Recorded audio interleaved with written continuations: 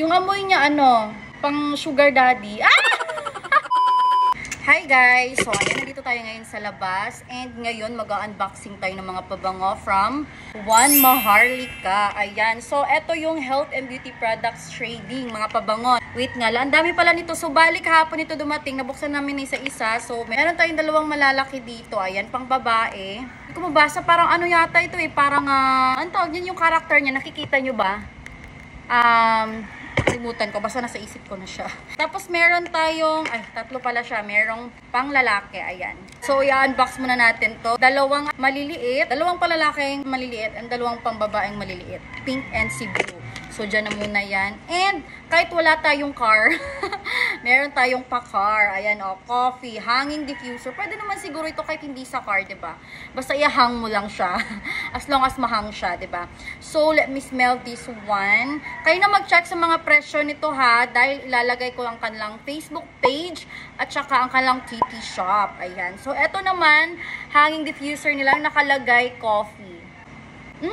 Literal na coffee, yung regular na coffee. Yung kahit coffee pang bahay, ganun. Nice. So, saan ba namin to ihahang? Malalaman yan sa pagbabalik ng charis. Itong maliliit. So, we have fruity and bombshell. So, let's smell first the fruity. Oh, eto yung ano niya, lagayan. May nakalagay na inspired by B&B cucumber melon. Ayan. Hindi na. Actually, very common yung pabango na to.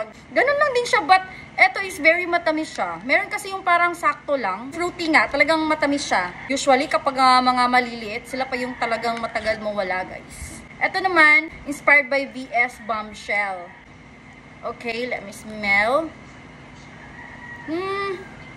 Yung parang sa brochure lang. Alam mo yung brochure ng letter A? Pero ano siya, sakto lang, mild lang yung amoy niya. Let's proceed para dito sa dalawang maliliit na panlalaki. Ay, mabango siya pero parang hindi siya panlalaki. Wait. Inspired by RL Polo Sports. Ngayon pa ako nakarinig ng gantong pangalan. And yung smell niya, feeling ko pang unisex. Pwede siyang pambabae pero ang sabi for men eh. Wala namang sinabing unisex. Anyways. Pambabae naman yung takat dito.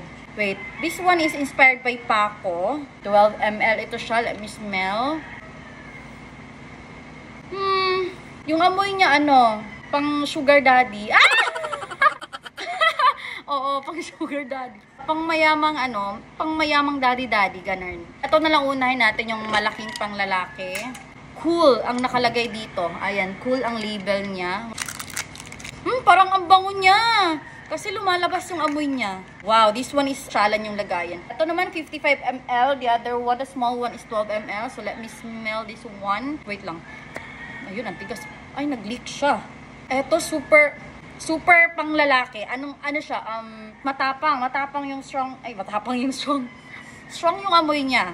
1M. 1M yung ano nila, yung logo. Kasi One Maharlika. So, it seems like 1 million kung iisipin natin, diba? The common acronym for abbreviation 1 million. I cannot open. Why is that? Single. Minsan kasi may mga pabango na hindi ko na-appreciate kapag isi-smell ko lang ng pagganto. Usually kasi talaga na-appreciate ko kapag nakaspray na. Meron ding iba na yung amoy niya mas magugustuhan mo right after a minute. Pero yung first spray parang matapang but in a minute ma-appreciate mo siya. May mga pabagong ganyan eh, nawi-witness ko. This one, very mild lang. Yeah, at first parang matapang yung pagka-spray niya, but very mild lang siya. And, ayun very oily. Oil base. The last one is a Millionaire.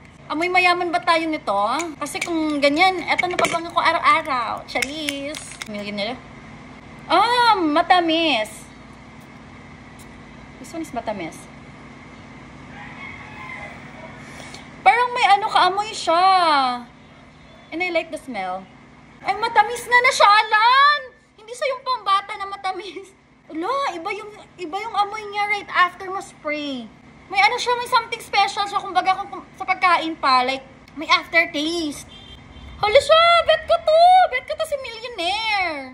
O Oh my God, I love this one. Thank you so much ha, One Maharlika Parfum. Ayan, na-appreciate ko yung pagpadala nyo ng pabango sa akin. And for this one, I like the coffee naman kahit hindi ko pa alam kung saan ko to siya ihahang. Maybe sa kwarto na lang. Sa pangalaki, papaamoy ko muna sa husband ko. And then if he likes it, of course, he can get it.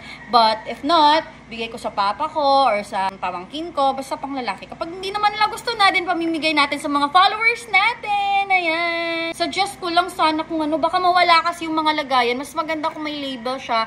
Yung mismo sa bottle niya. Kasi baka mamimix up siya. At dahil nga nagustuhan ko si One Maharlika Parfum na Millionaire, ayan, papaliguan natin.